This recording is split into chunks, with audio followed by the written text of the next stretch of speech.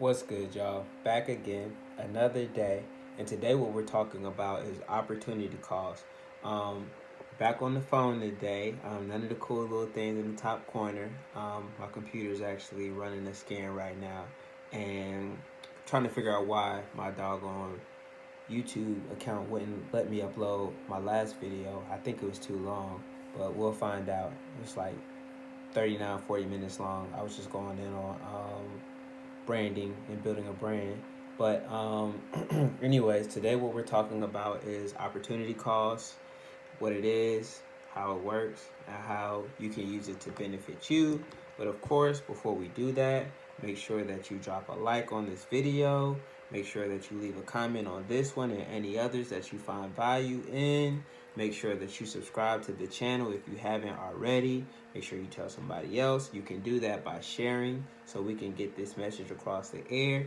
Share so we can get this message across the air. Sharing is caring, as they used to say back in the day.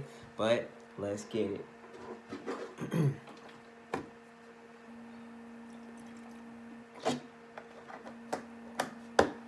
Still drinking my gallon a day, by the way. But in any event, opportunity cost basically is weighing out your options and finding out what you'll gain or what you'll lose by doing a course of action. So I give you an example.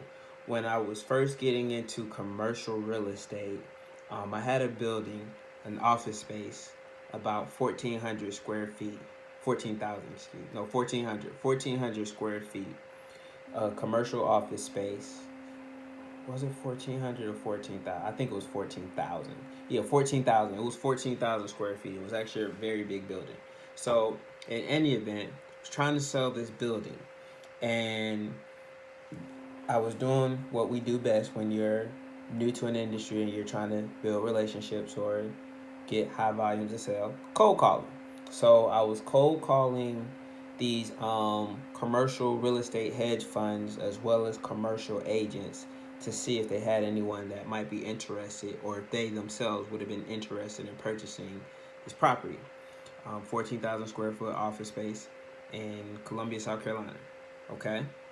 So I called this one hedge fund, which is based out of Houston, Texas, but they had an office in Charlotte. I give them a call and I'm talking to the guy. I'm telling him about the building, the square footage, the amount of revenue they bring, a whole bunch of information that I can't go in depth about because there was an NDA involved. But basically explaining the business and the building itself and why it was a solid investment. And so the guy asked me how many square feet. And I told him, of course, 14,000 square feet. He was like, oh, we don't do anything below 50,000 square feet. And I was like, really? He was like, yeah, for 50,000, anything under square feet, anything under 50,000 square feet is just not worth our time. For the time that we spend on a property that's less than 50,000 square feet, we could spend on a property 50,000 square feet or higher and make just as much, if not more money, without the hassle and headache of what we go through with a smaller building. It's just not worth our time. It's too small. And so, me sitting on the phone, because the building was worth millions of dollars. Millions of dollars. It was a very, very, very high, to me at the time, dollar amount for this particular property. And he was like, it's just too small.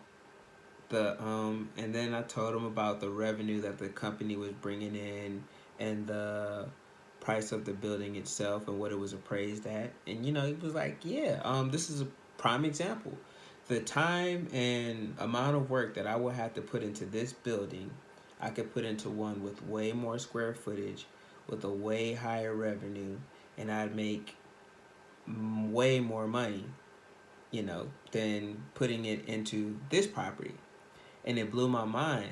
First, it just opened up and showed me where the real money is and how the things that we look at and the things that we consider money aren't really money.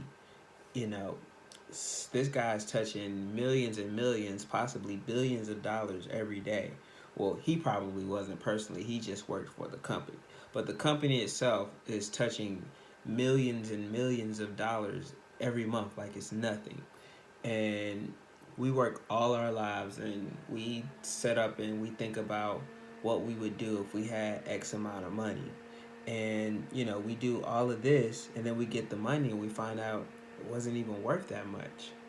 So, opportunity cost is basically a trade off, and it's what you value the most for your time for. If you're going to do one thing, is there something else that you could be doing that will bring you more revenue? For example, the time that, let's say I wanted to start a clothing business, and it takes 5 years for that clothing business to be successful. Instead, what if I said I wanted to start, or I had the money to invest to flip cars? And flipping cars, I would turn a profit much quicker because the barrier to entry is a lot lower, and the money that I need and the time that I need is a lot less investment. Most people would still want to pursue that clothing business because they're trying to build something, but in the essence, they're losing time that they could have been flipping cars or creating a little hustle that would bring faster money, that they could take that money and invest it into something bigger. A lot of us, we get caught up in making money and we simply think that making money is the way, and then we make that money and we don't take it and do anything with it. The reason I'm talking about opportunity cost is because I wanted to explain that, the money that you make and the time that you exchange, it has to be worth it. It has to be valuable. A lot of people, when I quit teaching, a lot of people wonder why I didn't go back to teaching, or why I've been an entrepreneur for years without getting a job and just working. And, as hard as I used to try to explain to people the opportunity cost of me working at a job, I would miss out on so many experiences and so many life lessons that I learned being an entrepreneur and working for a company like La Palmetto, in which I didn't have to clock in and it wasn't traditional. We ate the food that we killed. There's so many different life experiences and lessons that I've learned in that time that, you couldn't put a price tag on that.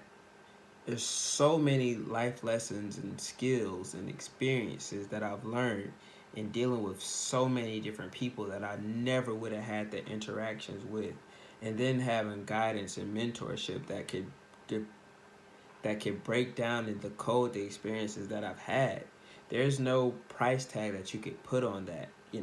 I've had some losses in the game. I've had major wins in the game that either way I never would have experienced had I took a traditional route. And opportunity cost strictly falls down to what you value. If you value time, then you'd be willing to sacrifice other things in order to save your time. If you value money, then you're willing to sacrifice other things to preserve your money. So, in everything in life is basically a trade-off. You can't be at two places at one time. So, essentially you're going to have one thing that you could do, or you're going to have the other thing that you could do.